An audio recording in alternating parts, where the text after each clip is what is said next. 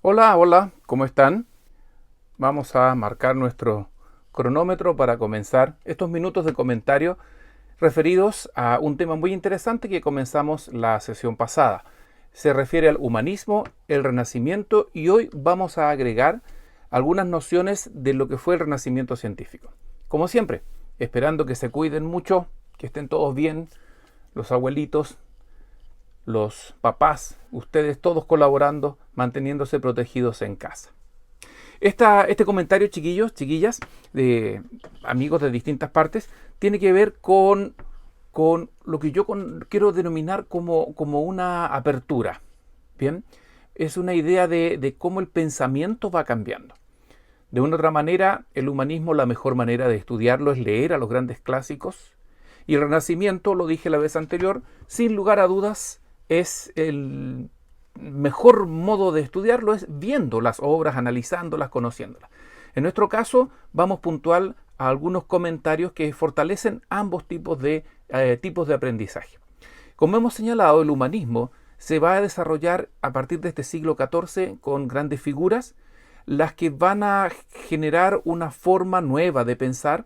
Esta forma nueva va a situar al ser humano en el centro, razón por la cual se va a hablar de un antropocentrismo en la manera de concebir el cosmos, en la manera de entender la vida, el universo, el espíritu, todo lo que ocurre. Este antropocentrismo se va a fortalecer por la idea que yo he llamado el espíritu renacentista. Este espíritu, más allá que las obras materiales que se desarrollaron en mármol, en bronce, las pinturas con los grandes maestros, este espíritu genera, a partir también del humanismo y la llegada de los sabios bizantinos y el reflote de las ideas grecolatinas, genera un pequeño pero importantísimo cambio en la manera de pensar y concebir las cosas. El humanismo, dijimos entonces, que pone al ser humano en el centro, como la máxima criatura o la máxima creación de Dios. Repito una y otra vez, el humanismo no era ateo. Desplazaba el teocentrismo, pero no era ateo. Luego, el espíritu renacentista genera un valor, como que vuelve, por eso se habla de renacimiento, vuelve a valorar, por una parte, el espíritu, o mejor dicho, el mundo greco-latino, el latín, la filosofía, y por otro lado, el desarrollo artístico del mundo griego y latino, particularmente el del mundo griego, el cual valora enormemente también la figura del ser humano, especialmente en materia escultórica.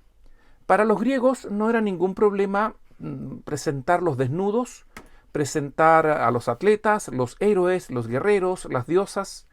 Ellos concebían al ser humano en su corporeidad, en su cuerpo, en sus aspectos físicos, como lo más hermoso que había también en el universo. De manera tal de que para ellos no era una situación vergonzosa, no era una situación morbo, la idea de los desnudos en las esculturas también de mármol de la Grecia clásica.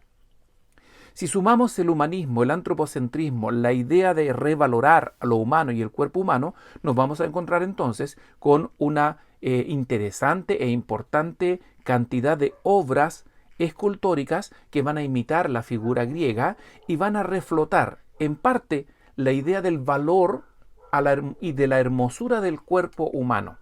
Como es una época en donde el cristianismo se ha asentado y la idea del desnudo está vetada, las esculturas van a presentar igual un cuerpo cubierto, muchas de ellas, pero va a haber más de algún artista del Renacimiento que se la va a jugar, va a no importarle si se va a enojar la iglesia o no, y va a aparecer desde ese punto de vista el cuerpo humano, otra vez el ser humano en el centro como algo hermoso, lejos del morbo.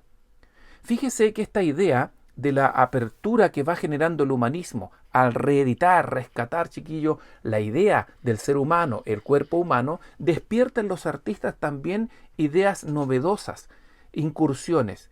Hay una anécdota que me gusta a mí siempre contar, y es que durante la Edad Media y por muchos siglos, sin lugar a dudas, las pinturas que se desarrollaban eran unas pinturas que carecían de lo que ustedes y yo hoy día conocemos como la perspectiva. esa idea de profundidad en un dibujo que ha sido plano. Por eso muchas de las grandes obras y recuerdos de episodios históricos medievales te presentan al rey gigante, a los vasallos muy pequeños, sentados en una silla que si lo ves da la sensación de que se están cayendo así por poco, ¿ya? Pues bien, en el Renacimiento la idea del estudio que va a ir incorporando hasta la matemática, la geometría, la perspectiva propiamente tal, va a dar origen a estas pinturas en las que tú vas a tener la sensación de que hay un horizonte en el fondo. Estas pinturas en las que tú vas a tener la sensación de que detrás del primer plano hay un edificio, una catedral, una escultura, un bosque, etc. Y fíjese que las primeras veces, aquí termino la anécdota, las primeras veces en que aparecieron estos cuadros fueron terminados, la gente que lo veía tenía la idea de tratar de meter la mano por el cuadro, como si fuera hoy día lo que nosotros llamamos un 3D, ¿ok? Bueno, y cuando acercaban su mano y chocaban con el plano de la tela, decían, estoy viendo algo endemoniado, estoy viendo algo poseído, me está mostrando una imagen y no lo puedo hacer físicamente. Esa es una demostración de cómo en el Renacimiento se da un paso hacia adelante en esta apertura a través del arte de cómo concebir las cosas. Tengo que contarles algo más. Justo hay una coincidencia enorme dentro de este siglo XV y el XVI, que es la era de los grandes descubrimientos geográficos. El europeo comprueba categóricamente de que no son los únicos habitantes de este mundo. Ustedes dirán, pero claro, si los romanos sabían que existía la India y conocían Persia y todo, pero hay mucha de esa información que se perdió en los siglos medievales. El hombre común y corriente, el campesino común y corriente del medioevo, solo conocía el predio en el cual trabajaba el señor feudal y que probablemente iba a morir antes de los 35 años, para ser así bien categórico. ¿Qué más sabían? Eso, y que Dios siempre los castigaba o los bendecía. Ahora, la era de los descubrimientos geográficos también, chiquillos, significó una apertura. La llegada del europeo a América, el tráfico comercial de los portugueses hacia la India, el reconocer categóricamente que viene desde los tiempos de Marco Polo del siglo XIII, la idea de que hay otro mundo enorme, poderoso, rico, desarrollado para la época, como era China, Japón, la India. Entonces esto también genera una apertura intelectual en el hombre del Renacimiento.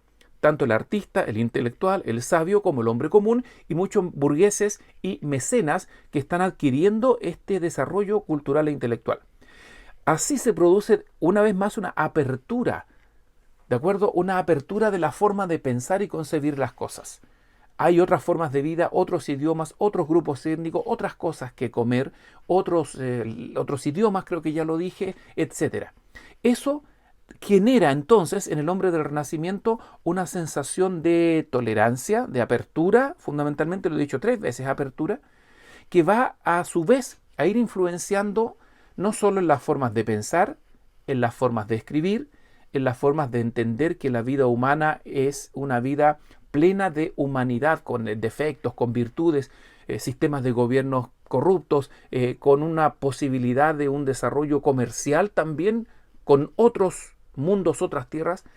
Hay una apertura a la intelectualidad.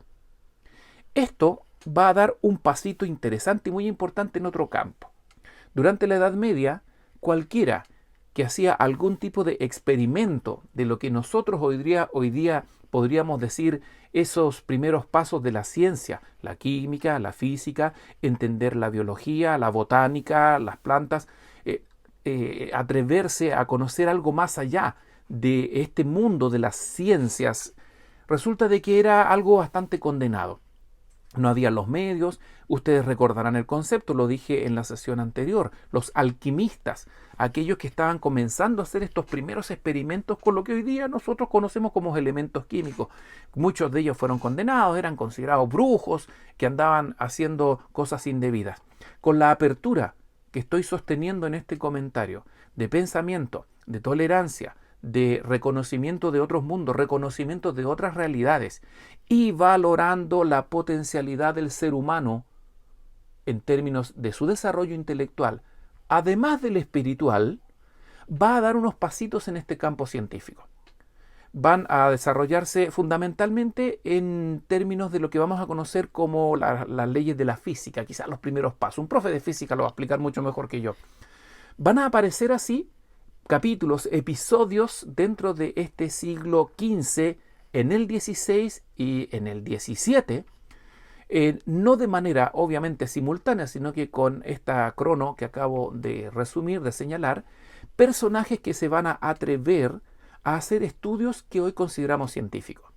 Este se va a llamar en nuestros libros de historia el Renacimiento científico. Tiene que ver, está relacionado, porque hay un impulso, hay una pérdida del miedo a saber, hay una idea de fortalecer el intelecto, una idea que es factible dudar. Y por eso nos vamos a encontrar con una posibilidad de una nueva explicación de las cosas. Y allí va a aparecer un Nicolás Copérnico que se va a atrever a cuestionar teorías que vienen de los tiempos de los griegos, que pensaban y señalaban la teoría de Ptolomeo de que el centro del universo era la Tierra y todo giraba alrededor de ella, una teoría geocéntrica. Luego, por su parte, Copérnico va a proponer la teoría heliocéntrica, en la cual el Sol es el centro. Para nosotros sabemos que es el centro de nuestro sistema solar, pero no del universo. Al menos en ese momento, Copérnico igual es vanguardista al pensar que es el Sol el centro y la Tierra se mueve. Algo que era inconcebible.